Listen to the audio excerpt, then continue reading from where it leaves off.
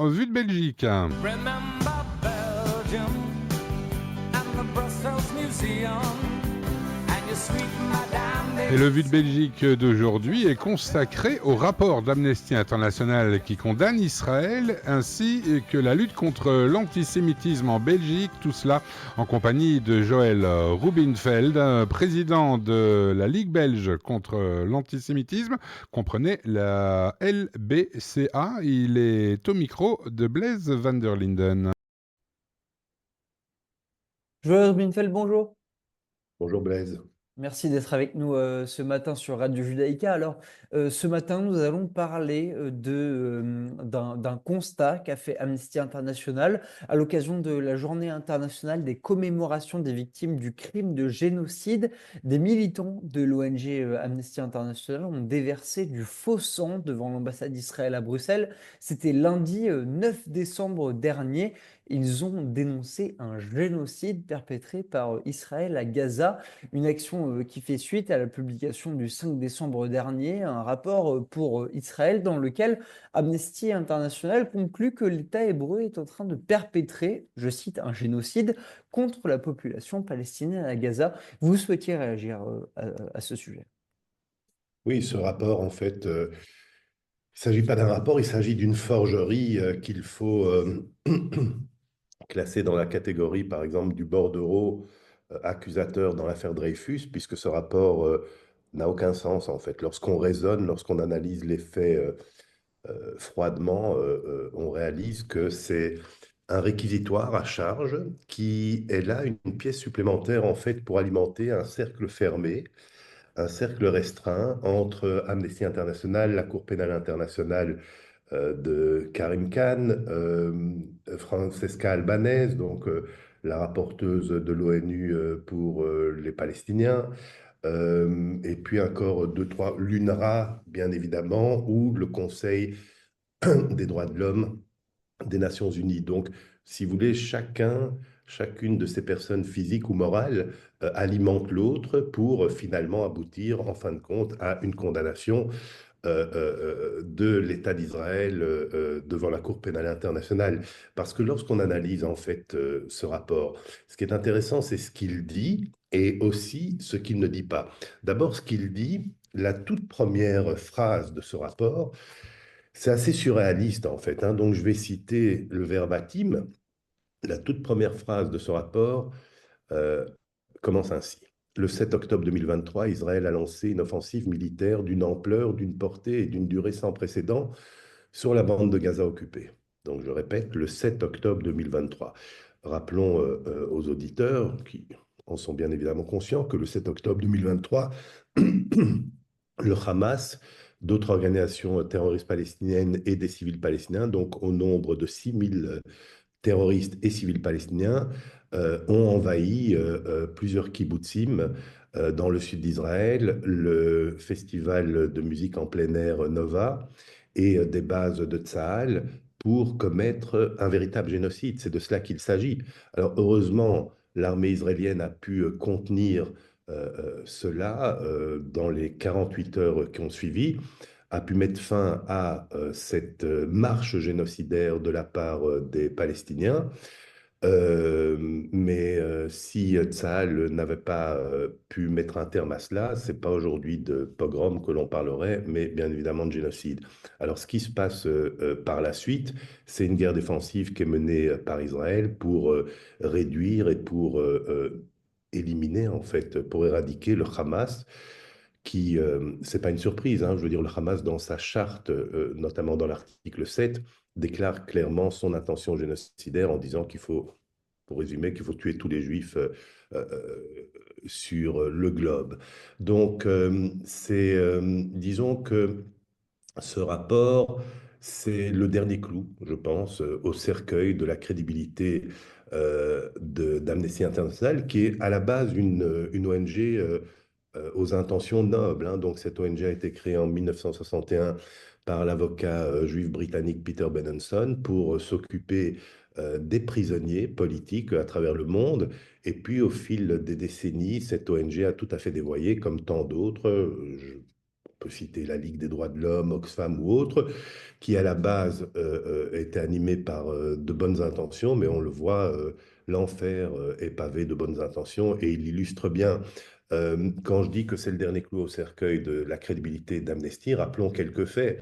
En 2010, Amnesty Belgique a milité. Donc, je pense d'ailleurs que c'était la seule ONG aux côtés d'élus politiques, d'écolos, du Parti socialiste et je pense aussi qu'il y avait un CDH qui ont milité avec succès, malheureusement, pour la libération du terroriste Oussama Attar, qui était retenu en prison en Irak.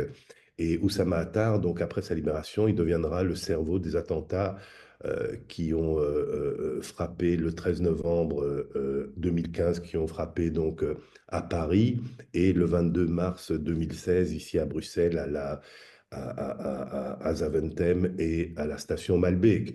En 2022, vous avez aussi le directeur d'Amnesty USA qui déclare, je cite, qu'Israël ne devrait pas exister en tant qu'État juif. La même année, vous avez toujours cette ONG qui accuse Israël de mener une politique d'apartheid. L'année suivante, en 2023, le président d'Amnesty France se refuse à qualifier le Hamas d'organisation de groupe terroriste. Et en 2024, l'ONG, donc il y a quelques mois de cela, a rendu hommage au terroriste palestinien du FPLP Walid Daka, le présentant comme, je cite, un écrivain palestinien. Donc un terroriste palestinien devient lorsqu'il passe à travers le filtre d'Amnesty International, d'Amnesty International, devient un écrivain palestinien. Et puis plus récemment, comme vous l'avez dit, le 5 décembre, Amnesty a publié un rapport titré Le génocide des Palestiniens et Palestiniennes commis par Israël à Gaza. Donc, disons que ce rapport en dit beaucoup plus sur Amnesty International que sur Israël. Mhm. Alors, je le disais en introduction, hein, c'est l'ambassade d'Israël à Bruxelles qui a été visée suite à ce rapport, avec du faux sang qui a été déversé devant l'ambassade d'Israël. Ça en dit long aujourd'hui sur l'antisémitisme et l'antisionisme régnant en Belgique. Ben oui, et pas qu'en Belgique, malheureusement, dans le monde occidental, plus largement, que ça soit sur les campus. On le voit devenir aujourd'hui être un étudiant juif à l'ULB, à Columbia ou dans d'autres universités à travers le monde occidental, c'est devenu dangereux. Ces gens donc encourent certains risques. On l'a vu avec le coprésident de l'UEJB, Gad Dessay, qui a été agressé physiquement par ces manifestants, soi-disant pour la paix, mais qui sont en fait juste comment dire, les petits propagandistes du Hamas ici en Belgique. Donc oui, effectivement, ça en dit beaucoup sur aussi l'état de notre société, à savoir de confier dans les mains de ces ONG un espèce de magistère moral, alors que ces gens sont devenus comment dire, dans le meilleur des cas, les idiots utiles du Hamas et de ces organisations organisations terroristes qui ont pour objet en fait de conquérir le monde. Alors, il se trouve que sur leur conquête, il y a un obstacle qui, jusqu'ici, est insurmontable, et souhaitons-le à tout jamais, c'est ce tout petit État, l'État juif, donc l'État d'Israël, à peine plus grand que la Wallonie, qui bloque leur marche forcée, leur avancée sur le monde occidental. On ne se rend pas compte de ça. Encore plus récemment, ce qui s'est passé en Syrie. Israël est en train de, comment dire, depuis que le régime du boucher de Damas, de Bachar el-Assad, est tombé, le pays a été pris en main par Joulani, donc, qui est un ancien Al-Qaïda, ancien État islamique, ancien Al-Nusra, et qui maintenant est devenu en fait un terroriste en col blanc, puisqu'il a adopté le costume tout récemment, depuis 2 jours. Et certains se laissent berner par ce genre de, comment dire, de procédé. Mais en fait, Israël est en train de protéger le monde occidental, notamment en réduisant à néant toutes les usines chimiques et toutes les capacités militaires du régime d'Assad, qui aujourd'hui pourrait tomber donc dans les mains du Front al-Nusra, ou on l'appelle aujourd'hui HTS. En fait, vous savez, c'est changé de nom. Al-Qaïda, HTS, Front al-Nusra ou État islamique, ils ont le même projet de société, Mhm. c'est-à-dire l'instauration du califat islamique. Et c'est Israël qui, se trouvant aux côtés de cela, protège en fait le monde occidental en neutralisant cette menace. Pour revenir à la Belgique, Joël Rubinfeld, une question peut-être un petit peu banale, mais avez-vous peur aujourd'hui pour les Juifs en Belgique? Je m'inquiète. Oui, c'est une inquiétude. Je pense que tout le monde partage cette inquiétude et un questionnement la question est la suivante. En fait, c'est avons-nous encore une place dans notre pays? La question reste ouverte. Alors, on va maintenant vers la constitution d'un nouveau gouvernement qui va nous donner un peu d'air, ça va nous permettre un peu de respirer. Mais disons que moi, je ne le vois pas comme un salut, mais plutôt comme un sursis, comme un répit. Parce qu'il y a un mouvement, si vous voulez, qui est en marche. Et puis, il y a aussi des aspects qui, eux, sont incontournables dans la démocratie, à savoir la démographie. Et les politiques, ça fait belle lurette en fait que, à part quelques valeureux politiques, mais qui sont minoritaires au Parlement, eh bien, ils ont sacrifié la petite composante juive de la société belge, à savoir 30 000 Belges juifs, sur l'autel de l'électoralisme. Donc, bien évidemment, c'est inquiétant, c'est préoccupant. Et on le voit d'ailleurs au niveau des chiffres et des départs des Belges juifs, des Français juifs, des Européens juifs plus largement, et maintenant même des Américains juifs vers d'autres cieux. Pour beaucoup d'entre eux, ils vont vers Israël, ce qui peut paraître paradoxal pour certains en se disant, mais comment, ils quittent un pays entre guillemets en paix pour aller vers un pays en guerre. Oui, c'est vrai qu'Israël est un pays en guerre. Israël est assiégé sur 7 fronts militaires et sur d'autres fronts aussi qu'il ne faut pas oublier, notamment le front à La Haye, entre la Cour internationale de justice et la Cour pénale internationale, le front des ONG tels que Amnesty International.